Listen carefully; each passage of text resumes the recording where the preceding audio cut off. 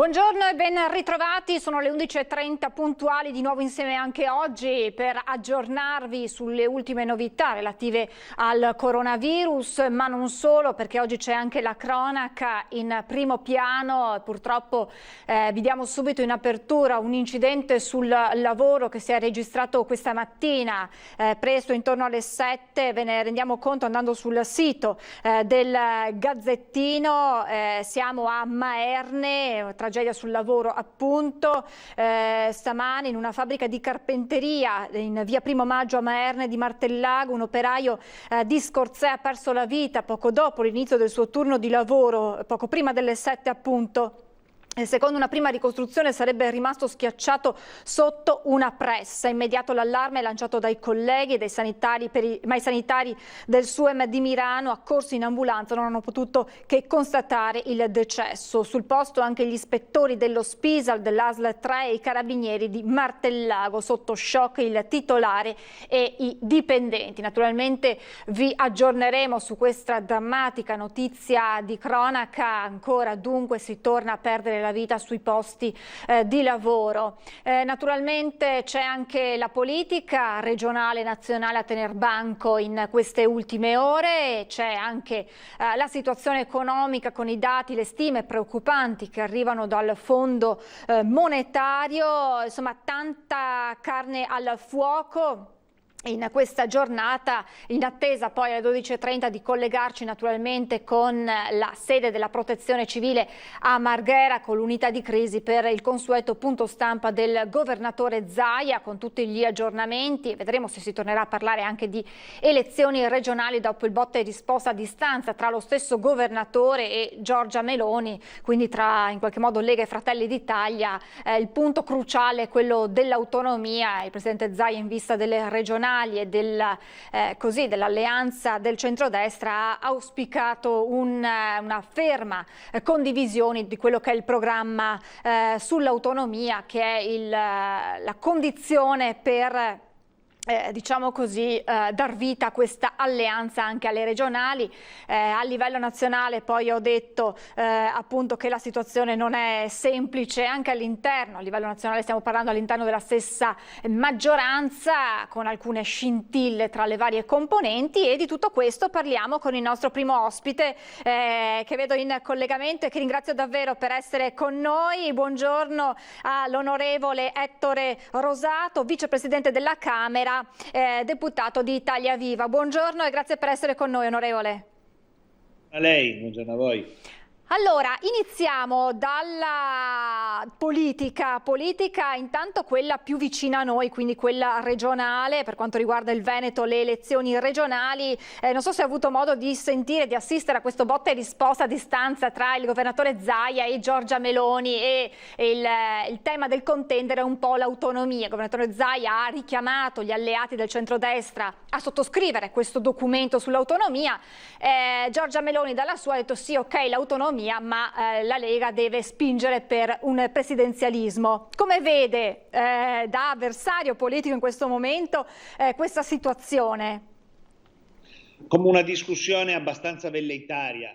Guardi, io penso che ci sono momenti per affrontare i grandi temi programmatici e momenti per tirarsi sulle maniche e mettersi a lavorare per far ripartire questo Paese.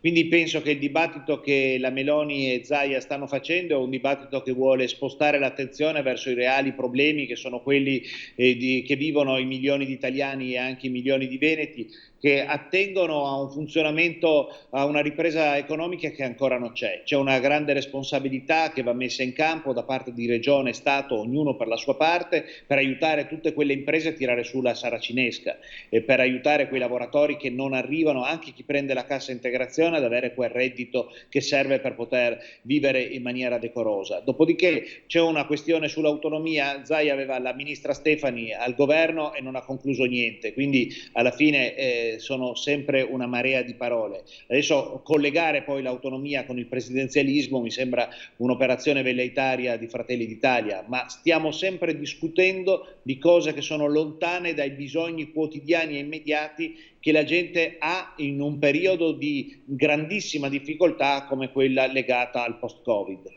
Ecco, proprio mi attacco alle sue ultime parole, onorevole, perché ieri sono arrivate delle stime dal Fondo Monetario preoccupanti. Vedono il PIL dei paesi direttamente coinvolti dal Covid in discesa, ma in caduta libera quello italiano con stime che si aggirano intorno ad un meno 13%, con una risalita nel 2021 di un 6%, ma non sufficiente a riprendere quanto perduto. Quindi probabilmente si dovrà aspettare almeno il 2022 per vedere un segno positivo per quanto riguarda il nostro PIL, e questo potrebbe essere direttamente collegato poi a posti di lavoro che possono essere persi, quindi ad una disoccupazione preoccupante. Infatti la sua domanda è piena di contenuti, nel senso che questa è la nostra preoccupazione principale. A questi numeri drammatici del PIL, a cui corrispondono numeri drammatici sull'occupazione, dobbiamo rispondere mettendo tutte le energie di tutte le forze politiche, chiudendo questi dibattiti assurdi anche tra maggioranza e opposizione, e lo dico anche con autocritica in relazione alle posizioni, alcune assunte dal governo di scontro con le opposizioni, perché siamo in una guerra economica che va affrontata mettendoci veramente tutti dalla stessa parte della barricata. Peraltro già prima del Covid l'Italia era in recessione, non stavamo bene prima del Covid. Questa è una mazzata molto dura che stiamo subendo più forte degli altri paesi, e c'è bisogno di essere consapevoli che ci sono milioni di famiglie che stanno pensando con preoccupazione al loro futuro. Oggi c'è solo da mettere in campo cose concrete. La prima di tutte, noi lo diciamo sempre, continuiamo a dirlo perché siamo convinti che sia così, è quella di sbloccare i cantieri. Nel primo esame di economia ti insegnano che l'edilizia è anticiclica e che quindi bisogna sbloccare lì, che c'è un moltiplicatore di 1 a 4, uno investe €1 in edilizia e ne riproduce 4 nell'economia reale. C'è bisogno di sbloccare i cantieri, abbiamo 120 miliardi di opere ferme. Dobbiamo fare questo, è una responsabilità certamente dello Stato, ma una responsabilità anche di governo e di regioni, e quindi questa è la prima questione. Dopodiché bisogna aiutare veramente con un'iniezione di fiducia, o con un'iniezione di liquidità, ma anche con una consapevolezza che le istituzioni su questo devono dimostrare un senso di unità. Tutti quei professionisti, piccoli artigiani, commercianti che hanno veramente ancora le saracinesche abbassate, e ce l'hanno perché pensano che oggi vendono 20 caffè e domani non ne venderanno 25, e prima del Covid ne vendevano 100 per far stare in piedi quella loro attività economica. Basta che andiamo nel nostro bar di fiducia, in quello dove passavamo sempre magari a prendere il caffè a metà mattina, e ci accorgiamo che la situazione è drammatica. Quindi si figuri cosa interessa agli italiani le beghe tra Rosato e la Meloni, o tra la Meloni e Zaia. È il momento dell'unità nazionale su questi temi. Onorevole, la Corte dei Conti chiede un taglio delle tasse quanto mai urgente, e oggi insomma, arrivano le parole anche del ministro Gualtieri, che pensa ad un scostamento di bilancio entro luglio per alleggerire proprio il carico fiscale sulle imprese. Sarà così? È la misura più urgente in questo momento? Assolutamente, e noi suggeriamo che questo taglio delle tasse sia soprattutto mirato al taglio del costo del lavoro. Dobbiamo rendere le assunzioni di personale, o comunque il tenere il personale, conveniente, e dobbiamo trasformare quindi quello che lo Stato spende in cassa integrazione in incentivi alle imprese per tenere gli operai a lavoro, per tenere i lavoratori nelle imprese a lavorare. Se noi facciamo questa operazione, tagliamo il costo del lavoro e abbassiamo la pressione fiscale, che nel nostro paese era già prima del Covid naturalmente troppo alta, diamo una motivazione in più a tutti quegli imprenditori che oggi sono in carenza di fiducia, e dobbiamo renderlo strutturale questo taglio delle tasse. Non possiamo fare un taglio delle tasse che dopo qualche mese sparisce. Aggiungo che il Covid, che è una tragedia straordinaria, ma può rappresentare nel dopo Covid dal punto di vista economico una grande opportunità se sappiamo coglierlo. Dobbiamo mettere mano al nostro sistema paese, e dobbiamo farlo con determinazione, con un minimo di forza. Ci addebitano come forza politica Italia Viva che siamo sempre pungenti nei confronti del governo, ma lo dico con sincerità, noi lo facciamo nella convinzione che questo non è il tempo delle parole, che questo non è il tempo dei convegni, che questo non è il tempo delle grandi riflessioni, questo è il tempo dell'azione. Dobbiamo veramente mettere in campo delle azioni che siano comprensibili da parte di chi deve fare impresa, da parte di chi ogni mattina si alza per andare a lavorare, e che si capisca che sono azioni che tendono e che ottengono un aiuto concreto a chi deve rimettersi in moto dopo il Covid. Onorevole, Italia Viva pungente nei confronti del governo, ha detto lei, non per farlo cadere, perché qualcuno nel PD teme che ci possa essere un accordo trasversale 5 Stelle, Lega, Renzi per far cadere questo governo e mettere in crisi il Partito Democratico. Guardi, il PD vive di paure e mi dispiace per loro, ma noi non abbiamo nessuna intenzione di fare operazioni di palazzo, però non è che si può dire che l'INPS funziona quando la cassa integrazione non arriva, no? E se noi diciamo che l'INPS non funziona vuol dire che attacchiamo il governo. A me continua a scrivere la gente che non riceve la cassa integrazione, quindi non posso dire al governo che va tutto bene, dico che l'INPS non funziona e bisogna prendere il presidente dell'INPS e dargli uno scossone per far funzionare l'INPS. Non vuol dire mandare a casa il governo, vuol dire far funzionare l'INPS. Quindi non sono operazioni di palazzo, sono entrare nel palazzo magari anche con la voce forte per dire che da quel palazzo bisogna guardare cosa succede fuori e non autoincensarsi sulle cose che si fanno. Purtroppo la drammatica situazione della realtà ci mostra che bisogna essere operativi. Guardi, ci sono dei settori, il Veneto ne è clamorosamente colpito, come quello del turismo, che hanno bisogno di investimenti immediati, perché altrimenti le nostre migliori strutture turistiche se le compreranno gli stranieri che hanno liquidità, si possono impegnare a acquistare qualche buon hotel sulla Riviera o a Venezia e pensano che tra 2 anni tanto il turismo riprende e noi saremo più poveri come paese. Quindi noi non possiamo perdere tempo, dobbiamo essere vicini a chi ha investito in questi anni, a chi investe in questi anni. E poi c'è un tema gigantesco che anche su questo stiamo insistendo, non litigando.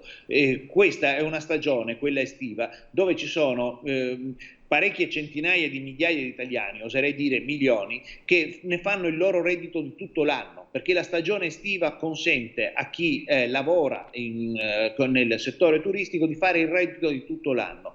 Perdere il reddito di tutto l'anno in una stagione che sarà comunque una stagione più povera sotto il profilo dell'attrattiva turistica sarà un problema gigantesco. Allora noi abbiamo veramente bisogno non di 100 task force, abbiamo bisogno di gente che scriva le cose che già sappiamo su dei provvedimenti, le finanzi e le portino rapidamente in Parlamento. Adesso stiamo facendo la conversione di un decreto importante che comunque destina 55 miliardi al sistema economico nazionale, bisogna che lo convertiamo rapidamente e io dico sempre anche col consenso e con la collaborazione dell'opposizione, dopodiché bisogna fare quello che dice il ministro Gualtieri, cioè fare un altro scostamento di 20 miliardi, che vuol dire che stiamo regalando ai nostri nipoti altri 20 miliardi di debito che loro dovranno pagare, sia chiaro, spenderli bene, ma spenderli perché quando arriveranno i nostri nipoti a dover pagare quel debito, l'economia avrà ripreso grazie anche agli investimenti che stiamo facendo in questo tempo. La politica è diversa dal populismo proprio per questo, perché richiede di fare scelte mirate piuttosto che parlare alla pancia e gridare slogan vuoti. Onorevole, probabilmente l'ho colta io in modo sbagliato, ma era una frecciatina alla task force voluta dal Premier Conte, diretta dal dottor Colao, la sua sul... Guardi, posso dire, no, alle tante task force, guardi, non ce n'era solo una. Posso dirle che invece io il lavoro di Colao e del suo gruppo di lavoro l'avrei preso, l'avrei portato in Parlamento, vedendo tra le 101 proposte che ha fatto, quali sono quelle buone, non tutte, ma ce ne sono molto buone, e le avrei trasformate in fatti concreti, perché altrimenti facciamo gruppi di studio. Diciamo che i gruppi di studio in situazioni di emergenza non sono la miglior soluzione alla carenza di reddito. Ecco. So che lei l'ha specificato più volte, agli italiani interessano altre cose più importanti, ma mi viene da farle questa domanda: quale sarà il futuro di questo esecutivo, considerando che ieri 2 esponenti dei 5 Stelle sono passati alla Lega, che insomma i rapporti sono sempre un po' tesi tra soprattutto voi, Italia Viva e Partito Democratico, giustamente costruttivi, pronti, pungenti per essere appunto costruttivi per il bene del Paese, ma molti si interrogano su quello che sarà il futuro di questo governo, in questa fase estremamente delicata poi.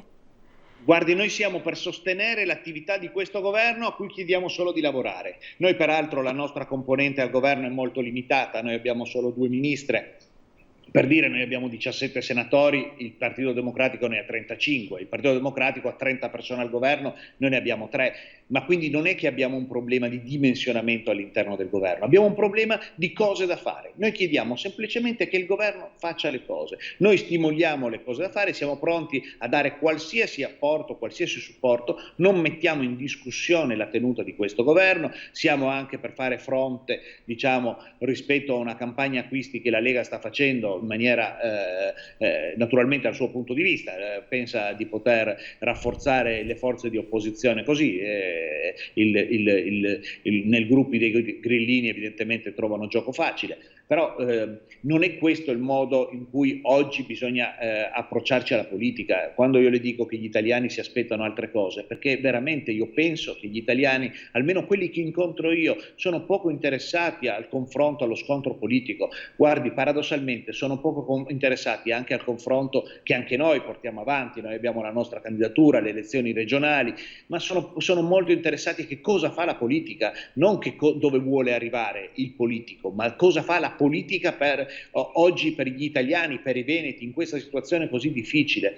Io mi immedesimo in quel lavoratore che prima prendeva 1.400 euro, adesso che in cassa integrazione ne prende 1.000 e vede il suo futuro nero, perché il suo datore di lavoro ancora non gli ha detto se vuole riaprire o meno la sua attività. Si immagini noi se possiamo metterci a fare una discussione sulla tenuta del governo. Noi dobbiamo fare una discussione sulla tenuta di quell'attività economica e io penso che c'è un momento in cui bisogna definire le priorità in maniera diversa per la politica, e questo è la priorità oggi, è stare vicino a imprese e lavoratori che vogliono ripartire. Solo di questo dobbiamo occuparci. Poi dobbiamo occuparci di far ripartire la scuola, poi dobbiamo a settembre in maniera ordinata e non disordinata come è stata chiusa, poi dobbiamo occuparci di dare un sostegno alle famiglie. La ministra Bonetti ha fatto un provvedimento finalmente mirato ad ascoltare i veri problemi delle famiglie e portargli delle risposte serie, perché questo governo sta facendo anche tante cose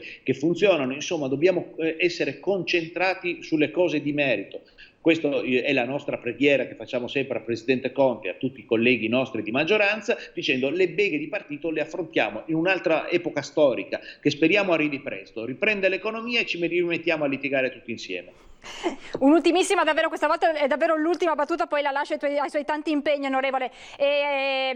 Il congelamento, il blocco dei licenziamenti, alcuni hanno detto sì, ma si rischia solo di posticipare nel tempo poi quella che sarà la realtà, ovvero quello che molte aziende saranno costrette a lasciare a casa i propri lavoratori. Quindi c'è preoccupazione per quando poi questo sblocco non ci sarà più, scadranno i termini e quindi le aziende potranno tornare a licenziare. È una preoccupazione ragionevole. Non voglio dirle che penso che sia sbagliato il blocco dei licenziamenti, perché era giusto in un momento di crisi, soprattutto in cui è impossibile un'alternativa a mettere un blocco. Però non è che il blocco dei licenziamenti produce che l'azienda funziona lo stesso. Il blocco dei licenziamenti cosa produce? Produce che l'azienda può andare in crisi e può fallire. Questo è un problema di cui non possiamo mettere la testa sotto la sabbia. Ecco, noi siamo per fare una politica che cerchi di eviti di mettere la testa sotto la sabbia, e quindi vietare per legge i licenziamenti, diciamo, è abbastanza velleitario. Grazie davvero, grazie all'onorevole Ettore Rosato, grazie mille, buon lavoro, a risentirci a presto, arrivederci onorevole. Insomma, questo è il punto per quanto riguarda la questione economica ma anche politica. Insomma, l'avete sentito, ecco, l'onorevole Rosato ha detto non è tempo di litigare, litigheremo dopo, adesso è il tempo del fare, di agire per il bene economico del Paese. Vedo già in collegamento la nostra Anna Maria Parisi insieme a Sandro Ponchio dalla sede della Protezione Civile a Marghera per poi assistere alla conferenza stampa, il consueto punto stampa del governatore Zaia. A te la linea, Anna Maria, e buongiorno. Buongiorno Francesca e buongiorno a tutti i nostri telespettatori. Dunque, facciamo un po' il riepilogo della giornata di ieri e comunque di queste ultime giornate, se sei d'accordo Francesca, cominciando dal fatto che la sanità veneta si rafforza e si potenzia ulteriormente rispetto a come già lo fosse in precedenza, come con l'arrivo di oltre 100 milioni di euro dal decreto rilancio, quindi dal governo. E come verranno utilizzati questi fondi? Innanzitutto con interventi strutturali, quindi con il potenziamento del 118, il punto SUEM, scomparirà il triage, le tende per intenderci che erano state allestite fuori dagli ospedali come primo arrivo per fermare la gente che doveva andare anche al pronto soccorso, e poi verranno potenziati a loro volta i pronto soccorso e quindi ci saranno nuove assunzioni, oltre 1000 persone da assumere per quanto attiene al personale sanitario. Si cercano quindi operatori sanitari, infermieri e c'è da aggiungere che con il personale che si cerca e viene assunto qui da noi in Veneto sono da ricordare che erano già stati stanziati oltre 29 milioni a marzo per le ultime assunzioni. Quindi insomma vediamo veramente la macchina della sanità veneta che si rafforza ulteriormente. Poi altra importante novità, quella delle figure dei direttori sanitari nelle RSA. E tu mi potrai dire ma come, ma c'erano già? Sì, c'erano già, ma adesso c'è l'intervento della regione in tal senso. Si cercano persone che siano medici, persone preparate, professionali, quindi una figura molto importante e devo dire proprio professionalmente forte, questa dei direttori sanitari nelle RSA. Cos'altro aggiungere? Beh, delle date importantissime, i capisaldi sono quella del 20 e 21 settembre, le date decise per le elezioni, per andare a votare le urne con le regionali, anche con le comunali, laddove comunque c'è la necessità di vedere un nuovo primo cittadino, la conferma di quello che già c'è nei comuni che dovranno recarsi al voto con la presentazione delle liste un mese prima, quindi la volta del 20 e 21 di agosto. E poi c'è l'altra data importantissima, quella del 14 settembre per l'apertura delle scuole. Questo quanto deciso dal governo. Sarà da capire anche se questa partita verrà decisa con la stessa data dall'assessore di reparto Elena Dorazzan qui da noi in Veneto o cos'altro. Ultima battuta per quanto riguarda gli sport di contatto.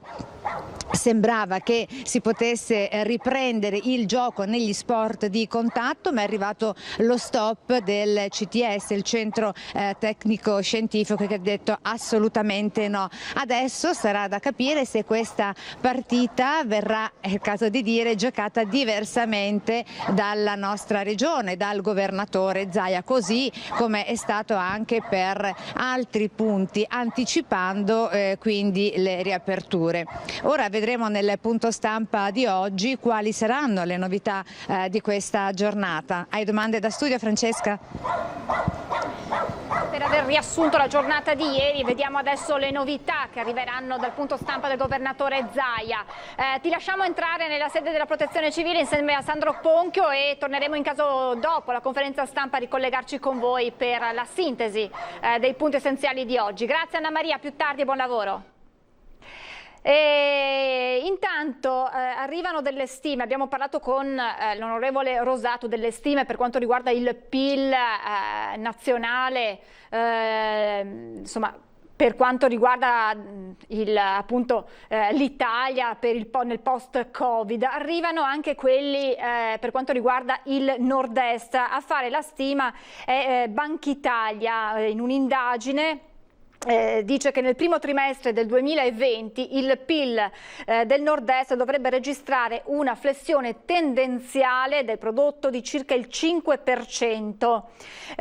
Secondo lo studio condotto in primavera dall'Istituto sugli effetti dell'emergenza sanitaria sull'economia del paese, quasi la metà delle imprese intervistate si attendeva nel primo semestre dell'anno un calo del fatturato superiore al 20%. A livello nazionale, ha ricordato il direttore della sede della Banca d'Italia di Trieste, Luigi Bettoni, le stime del PIL parlano di un calo compreso tra il 9 e il 13%. Quindi a livello nazionale confermate le stime che erano emerse anche qualche settimana fa, quindi di un calo tra il 9 e il 13% del PIL.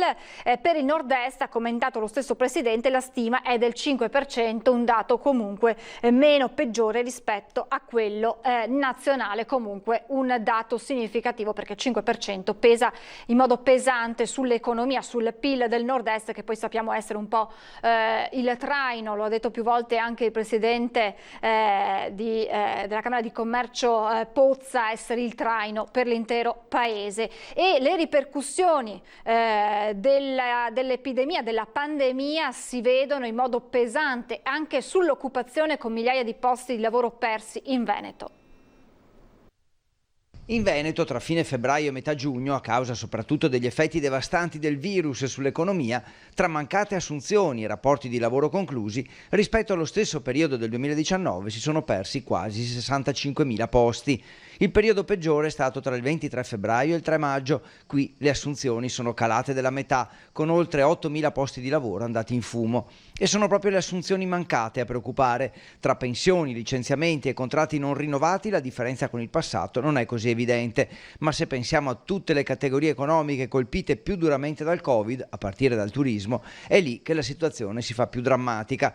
Proprio alla vigilia del via alla stagione, infatti, per locali, discoteche, bar e ristoranti, oltre ad alberghi, agriturismo, villaggi, strutture ricettive in genere, la crisi è arrivata all'improvviso da fine febbraio, ancor più a marzo e aprile. Solo a maggio i numeri hanno ripreso a crescere, le assunzioni ad aumentare, anche se in modo contenuto, e il futuro a farsi meno nero. Ma non dimentichiamo che il blocco dei licenziamenti e la cassa integrazione hanno attutito la caduta e gli effetti si vedranno tra qualche mese. Agricoltura e informatica, gli unici settori che hanno tenuto anche durante la chiusura. Un gruppo di giovani bellunesi, dopo aver passato la serata in un locale del centro cittadino per festeggiare un compleanno, si sono intrattenuti in Piazza dei Martiri, creando assembramenti non consentiti dalle disposizioni, dalle normative anti-Covid. Per tal motivo sono intervenute 2 volanti della questura di Belluno che, dopo aver accertato i fatti, hanno provveduto alla notifica dei verbali per una sanzione amministrativa di 400 euro. Adesso ci fermiamo per qualche istante di pubblicità, tra poco